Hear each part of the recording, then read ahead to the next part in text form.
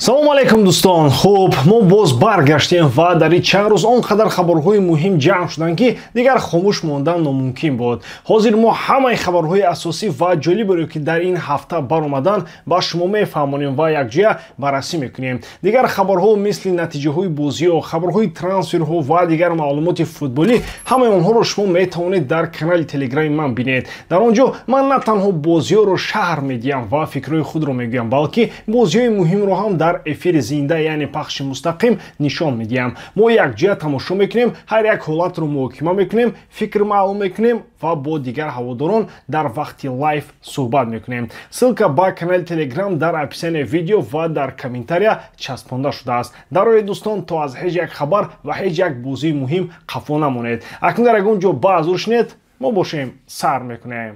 хабари хеле хуб барои ҳамаи ҳаводорони Барселона. Ниҳоят ҳамон навигарие омаданд ки шумо чанд моҳ интизораш будед. Педри нисбат ба пешбинӣ тезтар шифо ёфт ва акнун метавонад дар бозии муҳими Лигаи Чемпионҳо бар зидди Челси иштирок кунад. Жоан Гарсия баъди танаффуси бозиҳои байналмилалӣ ба майдон бармегардад ва Рафиня ҳам қариб пурра барқарор шудааст. Барои Ханси Флик ин хабари беҳтарин аст, чун дасташ муддати тӯлонӣ бе бозингарони асосӣ мемонд. ҷароҳати Педри дар Эл Класико муқобили Реал барои Барселона як зарбаи сахт буд. Ӯ 6 ҳафта аз бозӣ берун монд ва ин ба миёнамайдони даста таъсири калон гузошт. Вақте ки Педри набуд, ритми бозӣ паст шуд, ҳамлаҳо бетартиб шуданд, гузаришҳо суст шуданд. Мо ин ҳамаашро бо чашмони худ дидем. Педри он бозингаре ҳаст ки ба даста оромию назму тартиб медиҳад. Бе ӯ тактикаи Флик сустар кор мекард. Бозиҳо бо Брюге ва дигар рақибон нишон доданд ки даста то чӣ андоза ба Педри ниёз дорад. Аммо хушбахтона ӯ ба тавобат хеле хуб ҷавоб дод. Табибон тавонистанд барқароршавии ӯро тезтар кунанд. Ҳоло қариб ҳамаи журналистон мегӯянд ки Педри 25 ноябр ба бозии муқобили Челси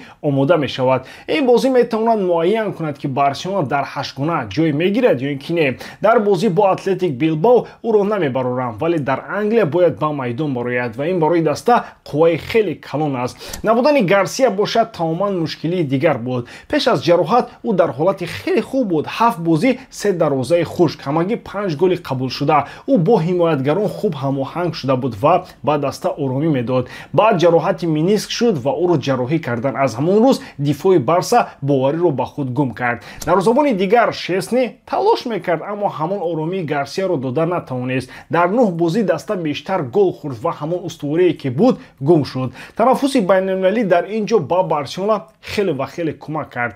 2 ҳафта бозӣ набуд ва Гарсия тавонист бешитоб марҳилаи охирини барқароршавиро гузарад. Акнун ӯ пурра омода аст ва интизор мерояд ки дар бозӣ бо Атлетик Билбао аз дақиқаи аввал барояд. Ин метавонад тамоми дифои Барсаро боз барқарор кунад. Ҳамзамон хабари хуб аз Рафиня ҳам расид. ӯ ҳоло марҳилаи охирини барқароршавиро мегузарад. Машқҳои фардӣ мекунад, қувва мегирад, суръат кор мекунад. Аз клуб мегӯянд ки пешрафти ӯ ҳар рӯз аён аст. Агар ҳамин тавр идома диҳад, пас баъди танаффус ба тамринҳои умумӣ бармегардад ва ин барои рӯйхати ҳамлагарҳои Флик як қадам ба пеш аст, чун Рафиня ҳам суръат дорад, ҳам техника, ҳам хатар месозад ва ҳама медонистанд ки Барселона бе ӯ дар ҳамла каме душвор бозӣ мекард. Ҳама ин ҳолатҳо нишон доданд ки моҳҳои аввали мавсим барои Ханси Флик бисёр вазнин буданд. Бозингарони асосӣ пай дар пай ҷароҳат мегирифтанд. Бо дастаҳои миллӣ низ баъзе баҳсҳо буданд, махсусан Ламин Ямал. ҳайати даста ҳар ҳафта тағйир меёфт ва Флик намедонист бо кадом бозингарон тактикаи асосиро созад. ӯ дар як вақт Педри, Рафиня, Гави, Гарсия, Ямал, Терштеген ва чанд дифогари дигарро аз даст дод. Аз ин сабаб бозии Барса яксон набуд. Ва ҳоло баъди ин ҳамаи мушкилиҳо ниҳоят хабари хуб меояд. Педри бармегардад, Гарсия пурра шифо ёфт, Рафиня зуд пеш меравад. ҳама ин барои Барселона чизеро меорад ки аз аввали мавсим набуд: оромӣ ва субот. ҳоло Флик метавонад бо ҳайати қариб пурра тактикаи худро беҳтар созад, бозиро ба тартиб дарорад ва дастаро барои бозиҳои душвори пешистода омода кунад. Барселона боз ба ҳамон қувваи асосии худ бармегардад ва ин ҳамон чизест ки ҳама ҳаводорон интизораш буданд.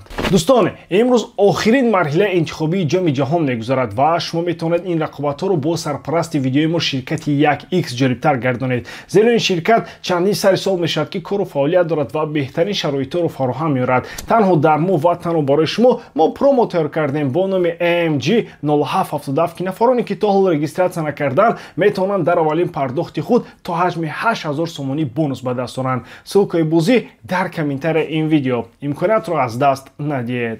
хабари воқеан ҷолиб дӯстони азиз, ин хабар бисёриҳоро ба ҳайрат мегузорад. гуфта мешавад ки ПСЖ мехоҳад ҳамлагари Атлетико Мадрид Хулиан Алварезро ба даста орад. ин дигар овозаи холӣ нест. Париж чанд ҳафта мешавад ки вариантҳои гузариши ӯро бо диққат меомӯзад ва худи Луис Энрике хоҷаи ин бозингар аст. ба ӯ бисёр писанд аст сабқи бозии Алварес, бозингаре ки ҳам медавад, ҳам фишор медиҳад, ҳам гол мезанад ва ҳам барои даста бисёр кор мекунад. худи Алварес низ гуфтааст ки мехоҳад бо Энрике ҳамкорӣ кунад. на танҳо ПСЖ ба ӯ таваҷҷӯҳ дорад, Барсиона ҳам мехоҳад ӯро бигирад. якчанд дастаҳои премер-лига низ мехоҳанд ӯро бигиранд, аммо Алварес намехоҳад ба Англия баргардад.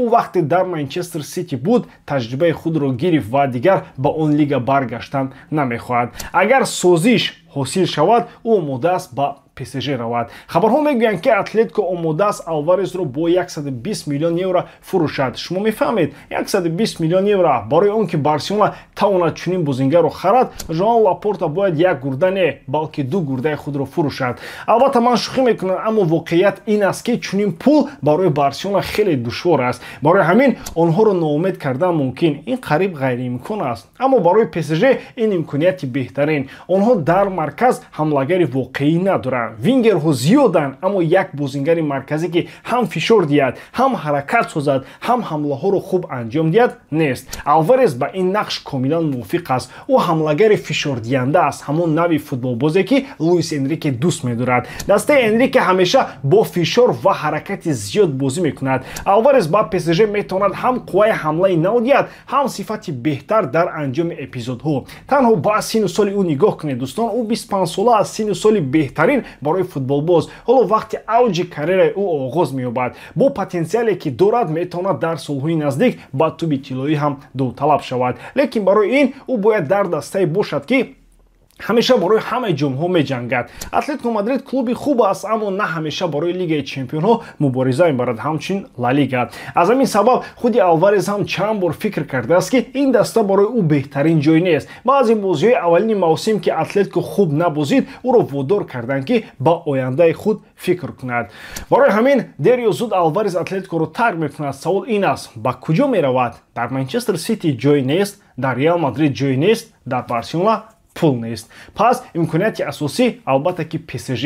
Париж ҳам пул дорад, ҳам лаззат мехоҳад, ҳам тренер дорад ки услубаш ба бозии Алварес мувофиқ аст. барои ҳамин имкони анҷоми ин трансфер дар тобистон хеле баланд аст. ман шахсан фикр мекунам ки Атлетико ӯро 120 миллион намефурӯшад. нархи ҳақиқии ӯ ҳадди ақал 150 миллион мебошад, чун Алварес ҳоло бозингари асосии даста аст, ситораи ҳамла аст, контрактам барои чанд сол дорад. бозингар бо чунин сатҳ ва чунин сину сол арзон фурӯхта намешавад, хусусан вақте харидор ПСЖ бошад ки метавонад ҳатто 200 миллион ҳам пардохт кунад. ростӣ ман шахсан ин бозингарро хеле дӯст медорам. вақте ба Атлетико рафт, ман ҳамон роз гуфтам ки ин клуб барои рушди пурраи ӯ мувофиқ нест. ӯ бояд дар клубе бошад ки ҳамеша дар маркази диққат аст, ҳамеша барои титулҳо мубориза мебарад. ҳамин тавр дӯстони азиз, интизор мешавем ки чӣ мешавад ояндаи Алварес. тобистон хеле шавқхӯар мешавад. шумо бошад нависед, шумо Хулиан Алваресро дар кадом даста дидан мехоҳед?